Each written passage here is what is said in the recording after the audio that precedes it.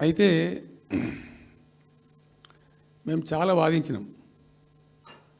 మధ్యలో బ్రిజేష్ కుమార్ ట్రిబ్యునల్ వస్తే కూడా అక్కడ పోయి ఆ ట్రిబ్యునల్ని కలిసి చాలా ప్రయత్నాలు చేసినాం. ఉద్యమ సందర్భంలో, ఉపన్యాసాలలో, కరపత్రాలలో, జలసాధన ఉద్యమ సందర్భంలో, మా క్యాసెట్ల రూపంలో, స్పీచ్ల రూపంలో, కరపత్రాల రూపంలో, పోస్టర్ల రూపంలో, క్యాసెట్ల రూపంలో రకరకాలుగా వాదించుకుంటూనే ట్రిబ్యునల్ కూడా వేయాలని పోతే ట్రిబ్యునల్కు ఉండే ఒక డెలికసీ ఏంటంటే వాళ్ళు రాష్ట్రాల మధ్య పంపిణీ చేస్తారు తప్ప రాష్ట్రం లోపల ఉండేటువంటి ఒక ప్రాంతానికంటే వాళ్ళు చేయరు. మీకు రాష్ట్ర హోదా లేదండి, మీరు ప్రాంతము, మీరు రాష్ట్రంతో కొట్లాడుతున్నారు, అది వేరే సంగతి, కానీ మేము స్వీకరించలేము, తీసుకోలేము చట్ట ప్రకారం అని చెప్పి వాళ్ళు నిరాకరించారు. సరే, ఆ తదనంతరం ఉద్యమం జరిగింది, మీ అందరికీ తెలుసు.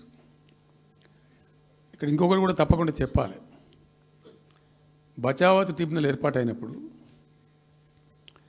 అతను పంపకాలు చేస్తూ బచావత్ ట్రిబ్యునల్లో స్పష్టంగా రికార్డెడ్ ఇప్పుడు ఉంది.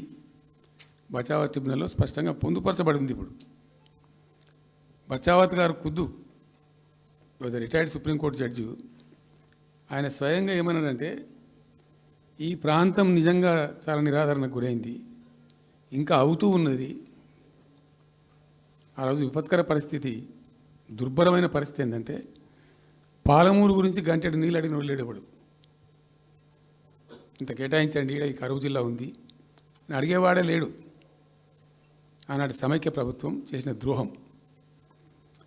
బచావత్ ఏం చేసిండు, మాకు చూడబుద్ధి అయితే లేదు, ఇది మా అంతల మేమే సూమోటో ఈ సమైక్య ప్రభుత్వం ప్రతిపాదించకపోయినా ఒక 17 TMC జూరాల ప్రాజెక్టు మంజూరు చేస్తున్నాము. అయితే సాంకేతిక కారణాలు మరొకటో చూపెట్టి ఈ జూరాల ప్రాజెక్టుని ఇక్కడి నుంచి ఎత్తగొట్టద్దు, వేరే కాడ కట్టద్దు, ఇక్కడ మాత్రమే కట్టి తీరాలి, దానికే అలాట్ చేస్తున్నామని చెప్పి ఒక కండిషన్ పెట్టిండు ఆయన. ఇది ట్రిబ్యునల్. అతను ఒక న్యాయమూర్తిగా పనిచేసిన వ్యక్తి కాబట్టి చూడబుద్ధి కాక ఆ బాధ భరించలేక ఈ కామెంట్ కూడా రికార్డు చేసిండు ట్రిబ్యునల్లో. ప్లస్ ఆ 17 TMC జూరాల ప్రాజెక్టుకు కేటాయించిండు. ఎంత విషాదం అంటే అది ఎప్పుడో 74లో 74 నుంచి 78 దాకా జరిగింది కథ. అతను కేటాయిస్తే దాన్ని ముట్టినోళ్ళు లేడు, పట్టుకునోళ్ళు లేడు, తీసినోళ్ళు లేడు.